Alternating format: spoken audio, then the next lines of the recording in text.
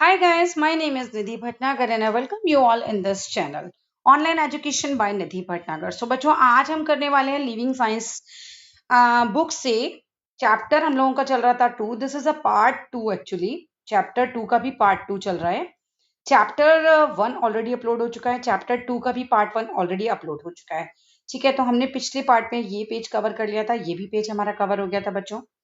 ये भी पेज हम लोगों का ऑलमोस्ट कवर हो गया था और हम चल रहे थे यहाँ पर. ठीक है, तो जितने बच्चों ने भी पार्ट 1 नहीं देखा, रिक्वेस्ट एवरीवन, हमने यहाँ तक किया हुआ है.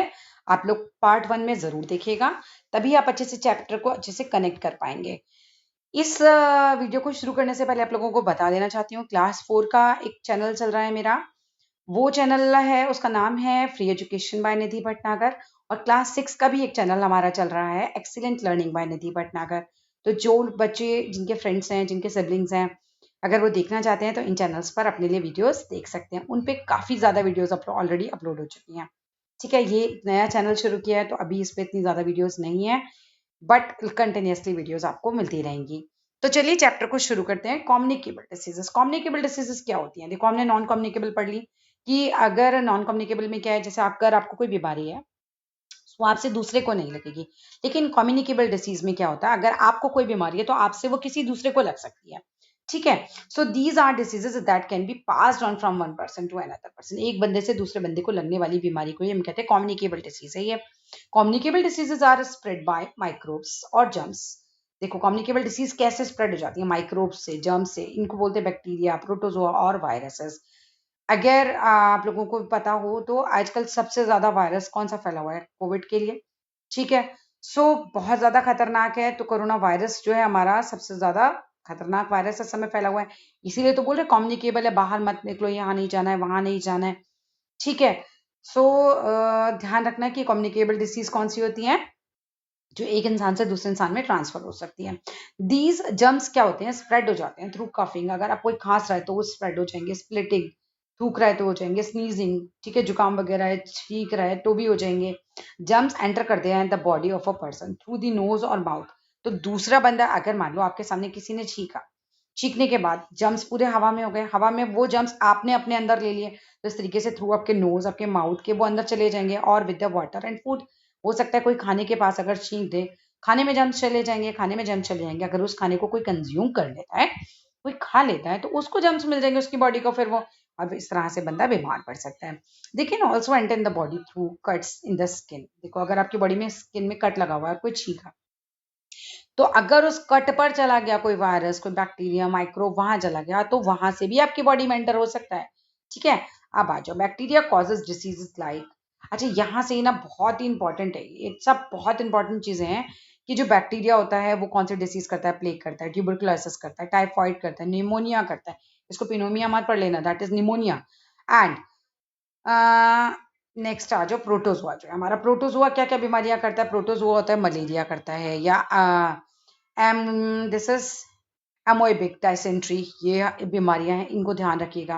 बीमारियां बड़ा ध्यान रखिएगा क्योंकि काफी ज्यादा चांसेस होते हैं इस तरह के क्वेश्चंस बनने की. Viruses can disease common cold like polio, chicken pox, measles, और आप कोरोना वायरस भी डाल दो इसमें. Some of the ways in which these diseases spread are called discussed below. Sorry, जो जिस तरीके से ये फैल जाती हैं तो कह रहे हैं डिस्कस नीचे की गई हैं. कुछ तरीके हैं, some of the ways in which these diseases spread, वो फैल कैसे जाती है वो आपको बताएंगे. Are discussed below. Through direct contact. पहली बात तो देखो कैसे फैलेंगी, डायरेक्ट कांटेक्ट से फैलेंगी. डायरेक्ट कांटेक्ट का मतलब क्या होता है?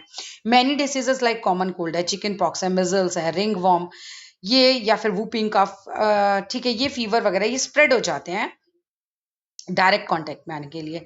जैसे कि अगर किसी को जुकाम हो रहा है या किसी को चिकन पॉक्स की बीमारी है, अगर आप उसके पास जाओगे तो क्या है, आपको भी वो बीमारी हो सकती है. डायरेक्ट कांटेक्ट में आप उसके ईदर थ्रू क्लॉटिंग और अदर आर्टिकल्स, अगर आप सिक पर्सन के यूज कर, सॉरी, क्लोथिंग, अगर आप उसके कपड़े पहन लेते हो, या फिर अदर आर्टिकल्स उसका यूज, कंघा वगैरह उसका यूज कर लेते हो, टूथब्रश यूज कर लेते हो, ठीक है, तो भी आपको हो सकती है. आप दूसरा जाओ. Through infected food and water. Diseases like typhoid है, कॉलरा है, डायरिया है, पोलियो है, जॉन्डिस है, ये स्प्रेड हो जाते हैं by eating infected food and drinking polluted water. आपने गंदा पानी पी लिया, आपने पॉल्यूटेड वाटर पी लिया, या फिर खाना खा लिया, ठीक है, तो इस तरीके से भी क्या होगा, ये आपको इन्फेक्शन कर सकते हैं. फ्लाइज यानी कि मक्खियां वगैरह जो होती हैं, एंड कॉकरोचेस कैरी करते हैं germs.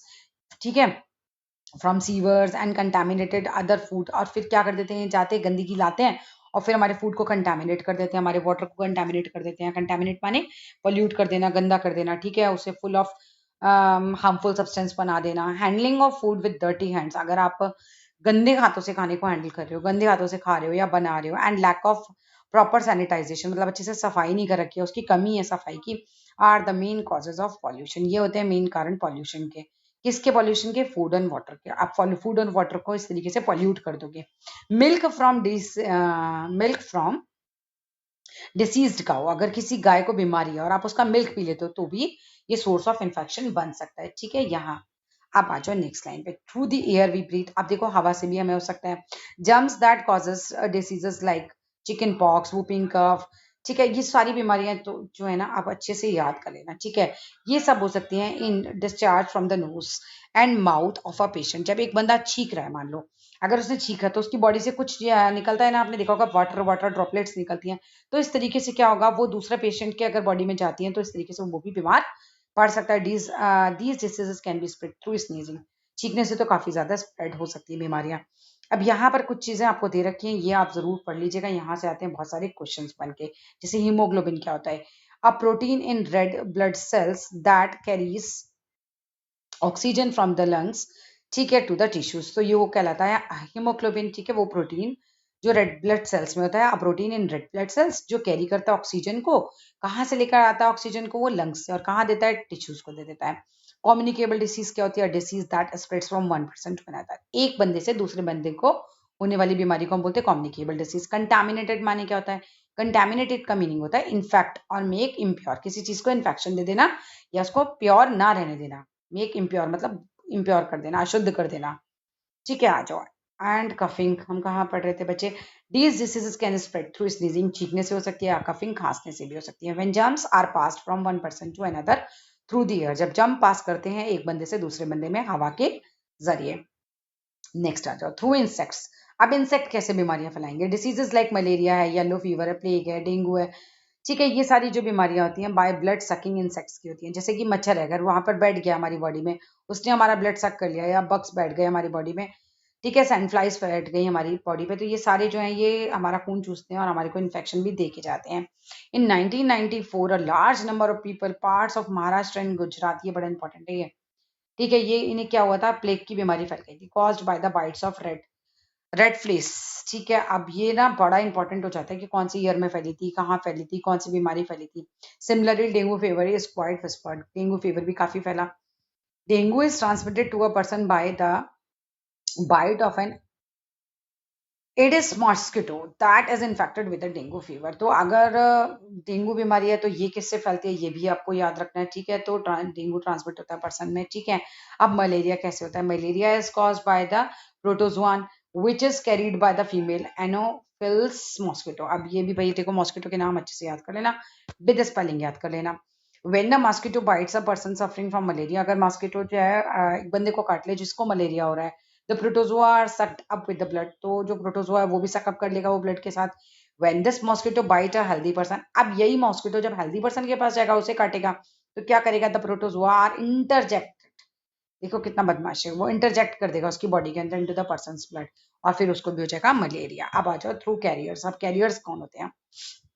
Some diseases are spread by healthy carriers of germs. अब बहुत सारी डिसीज होती हैं जो स्प्रेड हो जाती हैं हेल्दी कैरियर्स, ठीक है, के द्वारा जर्म्स वगैरह चले जाते हैं। हेल्दी पर्सन में कैरी जर्म्स, एक हेल्दी पर्सन भी कैरी कर सकता है जर्म्स, किसके? टाइफाइड के, कॉलरा के, डायसेंट्री के, सब याद कर लेना। In his body such a person usually does not suffer from disease, हो सकता है ऐसे बंदे को कोई भी बीमारी ना हो। However people who come in contact with carrier are in danger of catching disease, हो सकता है कि जो कैरियर के कांटेक्ट में आए उसको काफी खतरा हो जाए। AIDS is an incurable communicable disease, मतलब इन एक्यूरेबल है मतलब पता नहीं चलती है। That damages the immune system, अब पूरा डैमेज कर देती है आपके इम्यून सिस्टम को पर्सन के, एंड लीड्स टू डेथ, और इस तरीके से उस इंसान की डेथ हो जाती है। It is spread by the virus called HIV, ये बहुत इंपॉर्टेंट है कि एड्स किस वायरस से फैलता है? दैट इज HIV, ठीक है। अब यहाँ पढ़ते हैं, ये फैक्ट बता रखा है, इंपॉर्टेंट होते हैं, बड़े पढ़ लिया करो हमेशा इन्हें। द फीमेल मॉस्किटो सक कर लेती है ह्यूमन ब्लड को which helps is to lay eggs. So female जो मॉस्किटो होता है वो सक कर लेता है ह्यूमन ब्लड को जो हेल्प करता है उस मॉस्किटो को ले करने के लिए। मेल मॉस्किटो सकअप करता है ओनली वाटर को एंड प्लांट जूसेस को। ठीक है, ये चीज आपको पता होनी चाहिए। अब आ जाओ यहाँ पर प्रिवेंशन ऑफ कम्युनिकेबल डिसीजेस। भाई अब हो जाती है, ये वाली बीमारी हो जाती है, वो वाली बीमारी हो जाती है, काफी पढ़ लिया। अब बचा कैसे जाए ये पढ़ना है। Germs of certain diseases stay on articles, बैठ जाते हैं जर्म्स काफी सारे सामान पर, लाइक क्लोथ्स पे बैठ जाते हैं, कॉम पे बैठ जाते हैं, टॉवल पे, टॉयज पे, यूज बाय अ पेशेंट। जो उस पेशेंट है वो यूज कर रहा हो तो उसके जर्म्स जो है इन चीजों पर आ जाते हैं। All such articles including the linen and clothing must be disinfected. तो ये इनके जो कपड़े होते हैं वो हमेशा डिसइंफेक्ट किए जाने चाहिए, बॉयल किए जाने चाहिए टू किल जम्स, और जम्स को मारने के लिए इन्हें बॉयल तक करा जाना चाहिए। The floor and the walls of the room must be spread with disinfect, और डिसइंफेक्ट जो होता है उसको स्प्रे किया जाना चाहिए वॉल्स वगैरह पे भी कमरे की, जिससे फ्लोर पे वॉल्स पे अगर कोई जम्स आ भी गए हों तो वो जो है वो खत्म हो जाए। All cases of infection diseases must be reported to the civic authority. Civic authorities को हमेशा, अगर आपको कोई इन्फेक्शन इस तरह का हो गया है जो कम्युनिकेबल है और काफी खतरनाक है, तो आपको जरूर बता देना चाहिए, इन्फॉर्म कर देना चाहिए। क्यों कर देना चाहिए? So that precautions can be taken, precautions ली जा सके to prevent their spread in the area. भाई एरिया में सारे में ना फैलें, तो बचाने के लिए आपको इन्फॉर्म तो करना पड़ेगा ना। Children suffering from any communicable disease should stay away from the school till they are fully recovered। देखो अगर किसी बच्चे को कोई कम्युनिकेबल डिसीज हो गई है तो उसे स्कूल नहीं जाना चाहिए, क्योंकि अगर वो स्कूल जाएगा तो क्या होगा, वो और बच्चों को दे देगा वो डिसीज ही। ठीक है, progress in the field of medicine and immunisation have helped us to get rid of many diseases. अगर प्रोग्रेस कम करते हैं मेडिसिन की फील्ड में और अपने इम्यून सिस्टम को करते हैं अच्छा, तो हमें काफी मदद मिलती है बचने के लिए इन डिसीजेस से। We should make efforts to prevent the breeding of crumbs germs. तो हमें प्रिवेंट करना चाहिए, बचाना चाहिए ब्रीडिंग ऑफ जर्म्स को, यानी कि जर्म्स का बढ़ना, एक तरीके से उनके बच्चे देना, उनको ये सब हमें रोक देना चाहिए। इनकी ब्रीड बढ़नी नहीं चाहिए। Personal and environment cleanliness prevent करती है ब्रीडिंग ऑफ जर्म्स को। अगर हम पर आप पर्सनली खुद भी साफ रहें और अपने इन्वायरमेंट को भी साफ रखें तो ये बचा लेती है इस तरीके से ब्रीड करने से इन जर्म्स को। Destruction of mosquitoes and their breeding ground is the best solution for protection from these dreadful diseases। अब डिस्ट्रक्शन मतलब नाश कर देना इन मॉस्किटोज का, मार दो इन्हें, हिट छिड़को इनके ऊपर। ठीक है, तो इस तरीके से कहते हैं ना, मतलब इनको खत्म ही कर देना चाहिए, तभी बीमारियां से हम बच सकते हैं। मेथड ऑफ प्रिवेंशन, अब देखो मेथड बताए जाएंगे बचने के। Houses should be air and open. पहली बात तो घर हमेशा एयर होना चाहिए, हवादार होना चाहिए, ओपन होना चाहिए, खुला होना चाहिए, घुटा घुटा नहीं होना चाहिए कभी भी। फ्रेश एयर उसके अंदर जरूर आनी चाहिए। Fresh air and sunlight are natural disinfectants. ये जो होते हैं नेचुरल डिसइंफेक्ट्स होते हैं और बीमारियों को खत्म करने में काफी मदद करते हैं। ठीक है, अंदर घर में जर्म्स होगी तो उसको मार देगी, धूप वगैरह अंदर आएगी तो। Mattresses, linen and clothes should be expose to sunlight from time to time. और टाइम टू टाइम क्या होना चाहिए, धूप में हमें अपने गद्दे वगैरह हैं, कपड़े हैं, सब धूप में डालने चाहिए। जिन घरों में धूप नहीं आती, हमेशा ध्यान रखना, जिन घरों में धूप नहीं आती और कपड़े केवल छाया में सूखते हैं, वहां के बच्चे ज्यादा जल्दी बीमार पड़ते हैं। A supply of clean and germ-free water for drinking and cooking is essential। देखो क्लीन, साफ और जर्म फ्री वाटर ड्रिंकिंग के लिए और कुकिंग के लिए बिल्कुल एसेंशियल, बहुत जरूरी होता है हेल्थ के लिए। Impure water should be boiled for about 10 to 15 minutes. अब अगर पानी इम्प्योर है तो उसे कम से कम हमें कितना टाइम उबालना चाहिए, ये इंपॉर्टेंट पॉइंट है, इसको याद कर लेना। 10 से 15 मिनट तक वो उबालना ही चाहिए, फिर स्टोर किया जाना चाहिए क्लीन वाटर। ठीक है, कवर्ड कंटेनर्स में, कवर्ड कंटेनर्स का मतलब है ढका हुआ होना चाहिए कंटेनर, कभी भी खुला होगा तो फिर उस पर फ्लाइज बैठ जाएंगी। Water filters can also be use, जैसे आजकल सभी लोग यूज कर रहे हैं प्यूरिफाइंग वाटर के फिल्टर्स वगैरह। अब क्लोरिनाइजेशन क्या होता है, ये एक वे होता है प्यूरिफाई करने के लिए huge quantity of drinking water को। ठीक है, अब आ जाओ next. Germs in milk are killed by pasteurisation. Pasteurisation के द्वारा पानी जो दूध है उसके जर्म्स को मार दिया जाता है। The milk is heated at a high temperature. दूध को उबाला जाता है बहुत हाई टेम्परेचर पर for at least half an hour, कम से कम आधा घंटे के लिए, देन कूल डाउन क्विकली, उसको ठंडा कर दिया जाता है तुरंत ही। दिस किल्स हार्मफुल बैक्टीरिया, और इस तरीके से हार्मफुल बैक्टीरिया मर जाते हैं। घर में बिना उबला हुआ दूध कभी नहीं पीना। घर में पैकेट वाला दूध आता है, पहले उसे उबालो, या दूधिया भी देके जाता है तो उसे उबालो, हार्मफुल बैक्टीरिया को मार दो, फिर ठंडा करो एंड देन उसको पी लो। Breeding of flies must be prevented in और नियर योर हाउसेस। देखो अगर आप लोगों के घर के आसपास कुछ मक्खियों का या फिर मच्छर वगैरह हैं, इनकी ब्रीडिंग हो रही है, ये बढ़ रहे हैं, आपको दिख रहा है, ये भी रोके जा सकते हैं। ठीक है, ये क्योंकि ये पॉल्यूट करते हैं आपके फूड एंड वाटर को, एक्ट करते हैं एज अ करियर। भाई गंदगी पे बैठेंगे फिर आ जाएंगे, करियर कौन होता है उठा के यहाँ से वहां लेके जाने वाला। ये बैठेंगे गंदी पॉटी पर कहीं कहीं नालियों में और फिर आएंगे आपके फूड पे, छी छी, फिर आप उसे खा लोगे तो हो जाओगे बीमार। ठीक है, तो इन सबको रोकना पड़ेगा। Room should be wire screens, should have wire screens. अब आ जाओ, और कुछ बचा है इसमें? हाँ जी बचा है। अब यहाँ आपको दे रखी है एक एक्टिविटी फ्रॉम ग्रुप ऑफ 5, 5 बच्चों के ग्रुप में करना है। Take a walk around your locality, अपने लोकेलिटी में वॉक करना है और ऑब्जर्व करना है इफ देयर आर, अगर वहां पर है, are the stagnant water puddles, कहीं पर रुका हुआ ठहरा हुआ पानी है गुड्ढों में। Is staining water in coolers, कहीं ऐसा तो नहीं है कि पानी जो है स्टैंडिंग वाटर है, मतलब कूलर्स के अंदर पानी जमा है। और heap of open rubbish laying on the road side और नियर ऑफ द हाउसेस, कहीं गंदगी पड़ी हुई है या डेड एनिमल कहीं पर पड़े हुए हैं आपको रोड साइड पे दिख रहे हैं। एक वेंडर जो करता है सेल वेजिटेबल्स और फ्रूट को, is a vendor selling cut vegetables, कटा हुआ वेजिटेबल तो नहीं बेच रहा है, because that is again very harmful. कटा हुआ वेजिटेबल पे मक्खी बैठेगी, वो कंटामिनेट करेगी उसे, और फिर वही पब्लिक को वो खिला देगा, तो उसको भी रोकना है अपने को। Are edible items kept uncovered for sale, अगर बाहर आप गोलगप्पे खाने जाते हो और आप देख रहे हो कि ईटेबल आइटम सब खुले हुए हैं तो उस पर मक्खियां बैठ रही हैं, वो भी बिल्कुल हाइजेनिक नहीं है खाने के लिए, उसको भी रोकना चाहिए। आर ओवरहेड टैंक्स जो है वो लेफ्ट अनकवर्ड छोड़े हुए हैं घर के, अगर ऊपर से पानी ही नीचे जो है वो खुला हुआ गंदा आएगा तो फिर आप नीचे कंटामिनेटेड वाटर यूज करोगे। If you find any of the above, अगर आप इनमें से कुछ भी पाते हो, रिपोर्ट करना चाहिए टू योर एल्डर्स, अपने बड़ों से, एंड स्प्रेड द मैसेज, ये मैसेज एकदम सब लोगों में फैला देना चाहिए। Absolute cleanliness is the only way, पूरी तरह से साफ रहना ही केवल एक तरीका है प्रिवेंट यानी बचाने के लिए स्प्रेड ऑफ डिसीजेस, बीमारियों से बचने के लिए। Make and display posters in your locality, भैया बनाओ और डिस्प्ले करो पोस्टर्स अपनी लोकेलिटी में।